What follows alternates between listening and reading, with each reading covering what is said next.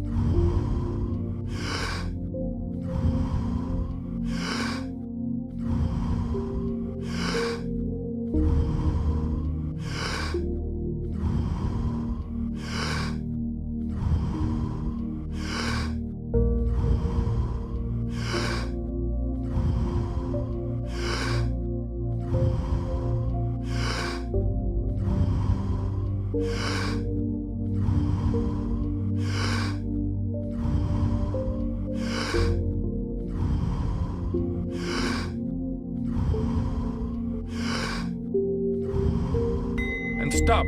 Yeah, we have a huge frontal lobe, and it's 40% of our entire brain. And most people, when they have a thought, they just think that that's the truth. And I think one of my greatest realizations in my own journey was just because you have a thought doesn't necessarily mean it's true.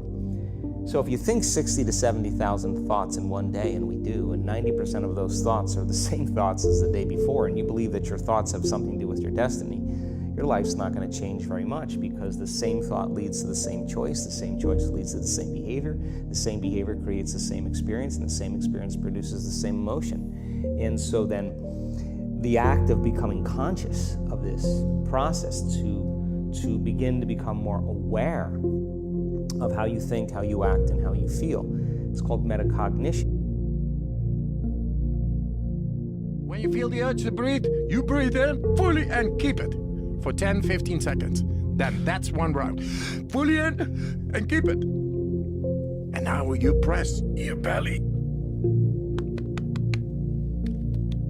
the neck, and then the head. And now you are able to tap into the brainstem. And yeah, that's him.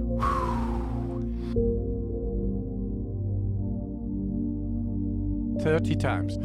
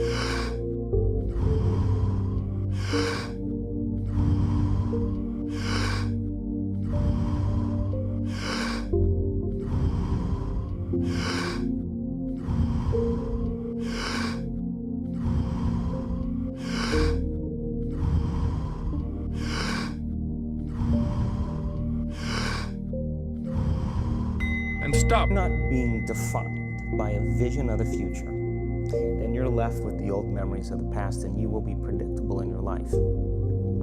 And if you wake up in the morning and you're not being defined by a vision of the future, as you see the same people and you go to the same places and you do the exact same thing at the exact same time, it's no longer that your personality is creating your personal reality. Now your personal reality is affecting or creating your personality. Your environment is really controlling how you think and feel unconsciously, because every person, everything, every place, every experience has a neurological network in your brain. every experience that you have with every person produces an emotion. So some people will use their boss to reaffirm their addiction to judgment. They'll use their enemy to reaffirm their addiction to hatred. They'll use their friends to reaffirm their addiction to suffering. So now they need the outer world to feel something.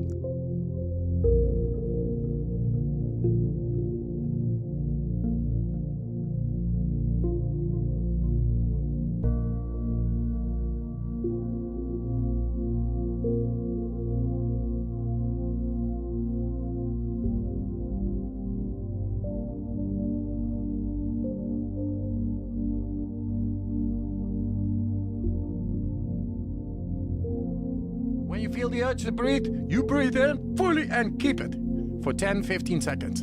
Then that's one round. Fully in and keep it. And now you press your belly, the neck, and then the head. And now you are able to tap into the brainstem. And yeah, that's it.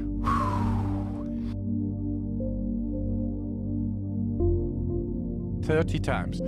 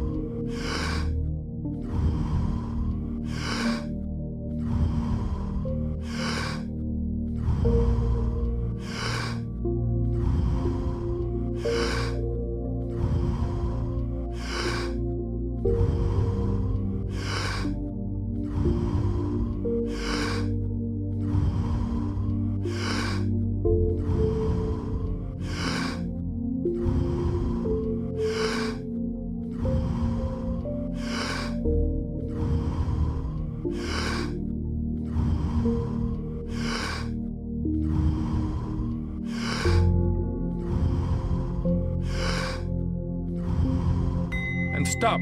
So to change then is to be greater than your environment, to be greater than the conditions in your world, and the environment is that seductive.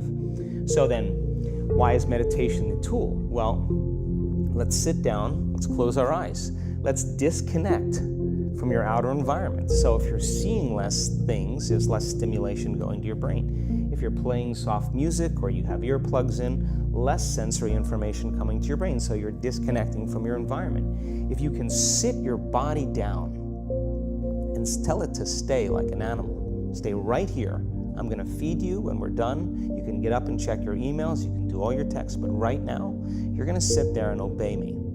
So then, when you do that properly, and you're not eating anything or smelling anything or tasting anything, you're not up experiencing and feeling anything, you would have to agree with me that you're being defined by a thought, right? So when the body wants to go back to its emotional past, and you become aware that your attention is on that emotion, and where you place your attention is where you place your energy, you're siphoning your energy out of the present moment into the past, and you become aware of that.